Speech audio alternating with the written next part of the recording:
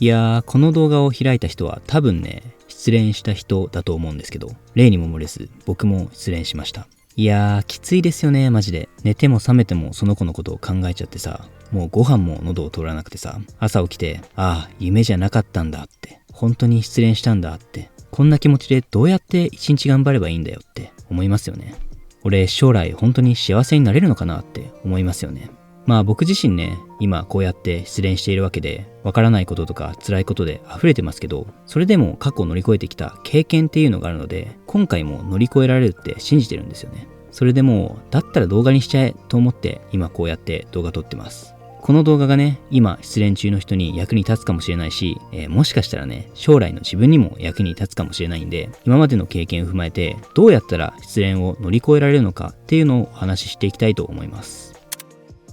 まず一つ言いたいことは、お疲れ様。マジでお疲れ様。いやー、今までさ、この恋愛通して本当辛いことたくさんありましたよね。相手の言葉で一喜一憂して、それでも信じてみようって思ったらうまくいかなくて、失恋した後も、ああすればよかったって自分にムカついたり、逆にあの言葉は嘘だったのかよって相手にもムカついたりして、そんな後悔とか苛立ちに加えて、一番きつい、もう一緒に時間を過ごすことができないっていうめちゃくちゃ重い現実っていうのが、心をキュッてしてきますよね。いやー、わかる。マジでわかる。今ね、俺もそうだからめっちゃ辛いですよね。でね、そんな時にまずやってほしいことなんですけど、泣こう。まずはたくさん泣こう。いやもうめちゃくちゃ泣いちゃっていいんですよ。泣くのは恥ずかしいって思う人もいるかもしれないけどさ、いやいや、泣いていいんですよ。もしかしたらね、男の人はどんな時でも泣かないのがかっこいいって思ったりするかもしれないんですけど、いやいや、そんなことないですよ。相手を思って泣けるなら、それってめちゃくちゃかっこいいことだと僕は思うんですよね。だってさ、考えてみてほしいんですよ。大人になってから泣く経験ってありますか？ほとんどなくないですか？だから今だけは泣いていいと思うんですよね。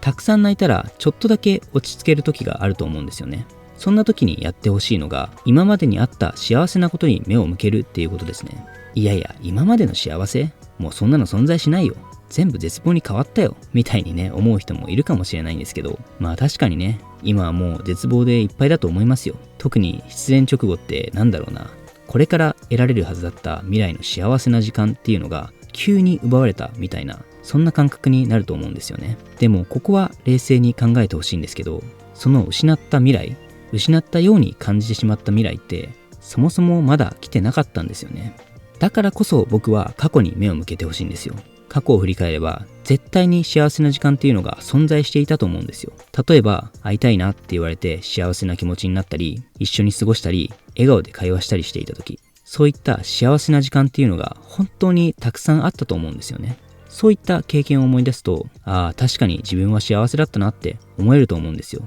まあもしかしたらね、いや違うよ、もうあれは全部嘘だったんだよ、好きとか会いたいとかそれはもう全部嘘で何も信じられないわって思う人もいるかもしれないです。僕もね、時々思っちゃう時あります。でもそれって本当に嘘だったんですかね。自分に聞いてみてほしいんですけど、好きとか会いたいって言われた時、その当時ってその言葉を信じてすごく嬉しい気持ちになっていましたよね。この言葉は本気だって信じて疑わなかったはずなんですよね。そう感じているならね、僕はそれは嘘じゃなかったんじゃないかなって思います。当時の彼女の気持ちは本当だったんだと思います。だから信じていいんですよ。あの時はあの時でちゃんと幸せだったんですよ。で、そういう風に過去に目を向けると、ああ、俺ってちゃんと幸せになれるんだって思えるじゃないですか。今は辛いけど、また幸せな時間が来るかもしれないなって思えるんじゃないかなって思うんですよね。で、それと同時に、こんなに自分には大切な思い出がたくさんあるんだって思えると思うんですよ。失われたように感じることがたくさんあると思うんですけど、でもよく考えてみれば得られたものってたくさんあるんですよ。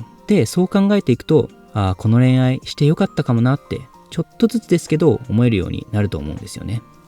こうやって過去に目を向けていると、想像以上にね、得られたものってたくさんあるなっていうことに気づくと思うんですよ。それは別にその人と共有した思い出に限った話ではなくて、例えば次あの子に会うためにちょっと筋トレ頑張ってみようとか、食事制限してみようとか、自分のさ、頑張ろうっていう気持ちを引き出してくれたのもこの恋愛のおかげだなとか、ちょっとでもあの子に好きになってもらおうと思って見た目に気を使ったり、恋愛のテクニックとか調べたりしてさ、あの子がいたから自分にプラスになったなって思えることが本当にね、数えきれないほどあると思うんですよね。そうやっていくと、この恋愛って今は辛いけど幸せなことがたくさんあって、得られたことが本当にたくさんあったなって思えると思うんですよ。ポジティブな気持ちっていうのが本当に 1% ぐらいは生まれるんじゃないかなって思うんですよね。で、その気持ちをどんどん大きくしていけば、いつか立ち直れる時が来るんじゃないかなって思います。で、いやもう無理だよ。こんないい人他にいないよって思う人もいるかもしれないんですけど、それはもうね、安心してください。絶対大丈夫だから。僕が保証します。僕もね、今本心ではこんなに好きになれる人いないよって思ってるんですけど、絶対大丈夫です。僕の理性が言ってるんで、何回も失恋してきた僕の理性がそれを保証してるんで、今辛いけど、絶対次はいます。それはもう大丈夫です。信じてください。さあ、ここまで乗り越えられた人はね、おめでとうございます。あとはね、もうこの恋愛を次につなげる段階に入っています。この恋愛を次の恋愛、さらには自分の人生にプラスになる経験につなげるフェーズです。ちょっとね、正直厳しい話をするかもしれないんですけど、ここまで乗り越えられた人なら今から言うことも絶対できると思うんで、きついけどでも本当に人生変わるようなことを話すので、ちょっとね、頑張って聞いてほしいなって思います。で、それは何かっていうと、それは今回の恋愛を全て自分の責任にするっていうことですね。全て自分の責任？いや、待って、どう考えても相手が悪いんだけどって思う人もいるかもしれないんですけど、でもね、一歩立ち止まって考えてほしいんですよね。大丈夫です。ちょっときついけど、めちゃくちゃきついわけじゃないから。それでやってほしいことっていうのは、今までのことを振り返って相手を責めそうになる時ってあるじゃないですか。なんであんなことを言ったの？あの人のせいで相手が全部悪いんだ。そういう風に考えてしまうことがあると思うんですけど、そんな時にね、相手のせいにしてほしくないんですよね。自分のせいだって思ってほしいんですよ。なぜかっていうと、僕が失恋した時に一番やってはいけないと思うことって、相手の責任にすることで自分の今の苦しみから逃れることだと思うんですよね。そりゃね、相手の責任にしたら楽ですよ。自分を悪くないって思えるし、被害者でいられます。でもね、それじゃダメなんですよね。今のこの辛い気持ち、今回の恋愛で得た経験っていうのを次に生かすためには、相手のせいにするんじゃなくて、自分が悪かったところをちゃんと認めて、そこを改善していくことが一番重要だと思うんですよ。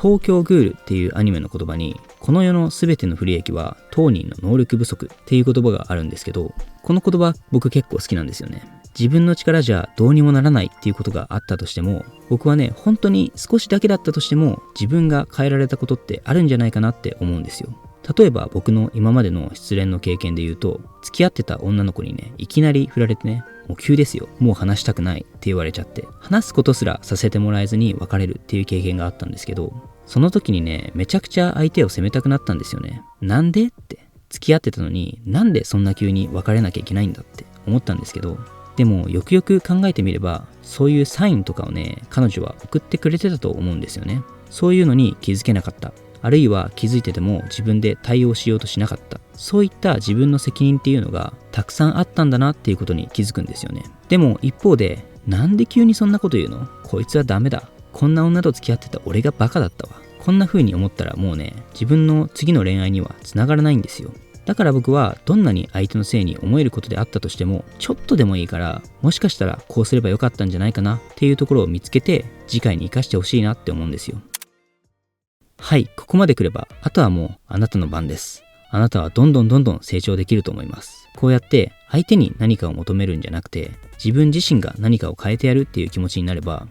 本当にね、めちゃくちゃ成長できるんですよ。だってさ、相手にすがることもできますよ。なんでって。連絡取ってよって、やり直そうよっていうこともできるんですけど、いやそうじゃないなって、今それしても逆効果だなって思って自分に目を向けられたら、あとはもうね、めちゃくちゃ成長していくんで、本当にね、失恋のエネルギーってめちゃくちゃ莫大だと思うんですよね。で、この莫大なエネルギーっていうのを今自分に向けられているあなたは本当に人生変わります。ガチで人生変えられると思います。繰り返しますけど、大人になってからこんなに悔しくて泣くっていう経験、本当に限られていると思うんですよね。だからこのエネルギーをうまく使うっていうのは本当に重要なことだと思います。僕も今までたくさん失恋をしてきて、このエネルギーを使ってすごい成長できたなっていう経験がいっぱいあって、例えばそうですね、僕は女の子に振られた時に TOEIC の勉強を始めたんですよね。始めた理由はめちゃくちゃ単純で、その女の子が英語が得意だったからっていう。でなんかわかんないけど俺も英語頑張るかって思って英語を始めたら、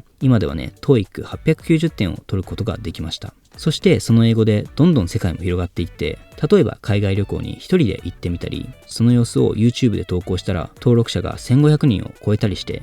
今は休止中なんですけど、そういう風に結果を出すこともできたし、英語を学習したことによって自分の継続する力、努力する力が認められて、大企業に内々定もらえたりとか、本当にいろんなプラスな出来事がありました。で、こういうことが成し遂げられたのも、振られた時に、失恋した時に、このエネルギーを自分のために使ってやろう、もっと魅力的でもっといい男になってやろうって思えたからなんですよね。ちょっとね、この失恋で得られることって本当にたくさんあるんで、次の動画で話したいなと思うんですけど、本当にね、失恋をエネルギーに変えられたら、あなたは別人になると思います。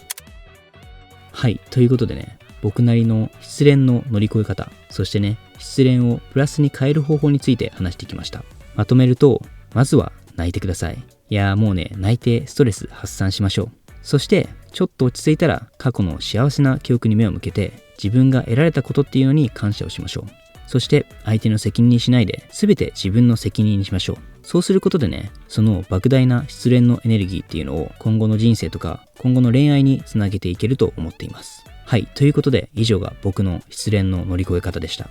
ぜひね、コメント欄とかでもいろいろ書いてみてください。いや、ほんとね、書いて発散するっていうのも重要だと思うし、逆にね、コメント欄で同じ人がいれば、ああ、この人も同じだなって思うことができるじゃないですか。なので、コメントどんどん書いてくれればなと思います。はい、ということで今回の動画は以上です。ご視聴ありがとうございました。